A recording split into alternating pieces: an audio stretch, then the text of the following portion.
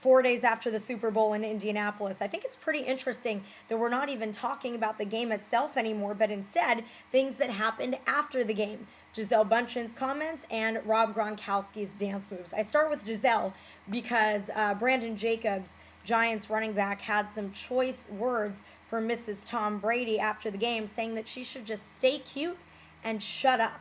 I gotta say, these comments were really disturbing to me. I thought it was pretty disgusting, and I know that Jacobs has since apologized, saying that she should be able to say whatever she wants and that Brady is a colleague and he shouldn't have talked about his wife like that, but that he should still take it as a compliment because, after all, he did call her cute.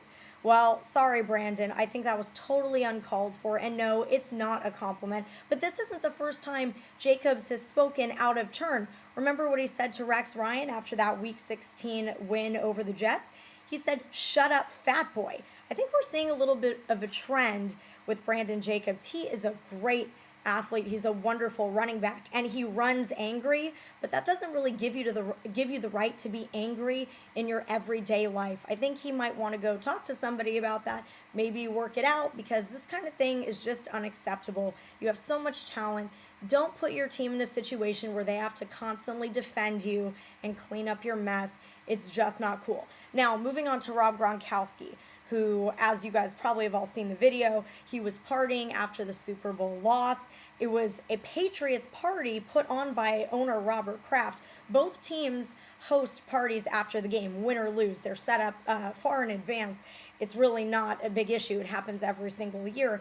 But a lot of people, TV talking heads, former Patriot Rodney Harrison, and even Giants receiver Victor Cruz were very critical of Gronkowski actually enjoying himself after a pretty devastating loss. We saw Gronk dancing with all his friends, taking off his shirt, being a little crazy on that ankle. Matt Light, also veteran offensive lineman, he was in on the action too. For some reason, though, people haven't seemed to say too much about him, but I look at it like this.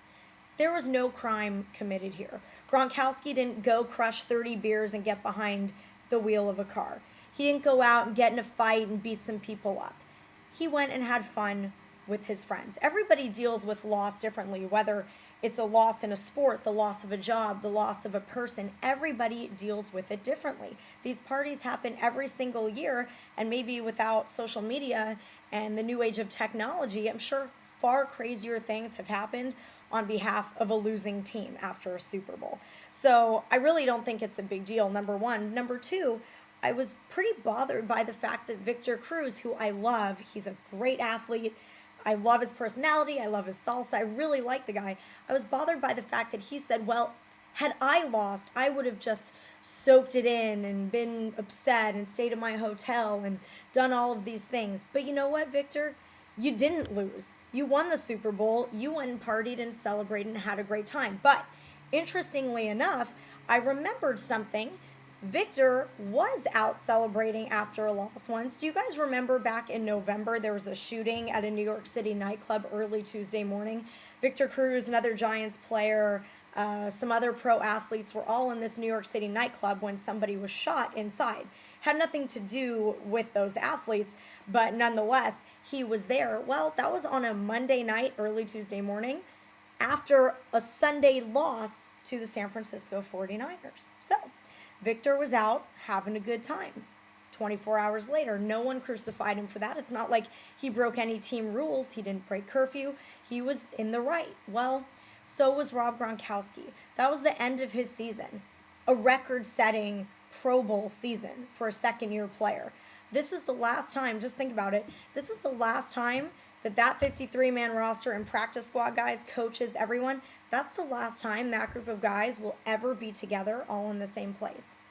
I don't criticize Tom Brady for not hanging in there with his team and enjoying their company one last time. Same with Wes Welker for staying home. No one's criticizing them for leaving their team to be at home and quiet on their own. So why should we hate on a young guy going to have fun and celebrate one last time with his friends? I got to tell you, as a Arizona Wildcat graduate, which Rob Gronkowski, he also attended U of A, the culture there, especially with football, it was a losing culture for a long time.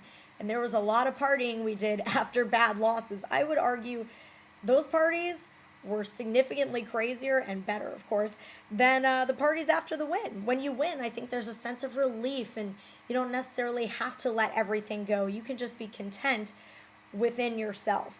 And so I totally understand where Gronkowski and his other teammates were coming from. Also, they had all the players and coaches, they have family in town, they have their friends there. They do have to play host. That was also the last night of their entire Super Bowl experience. So all celebrating together, going out, letting loose.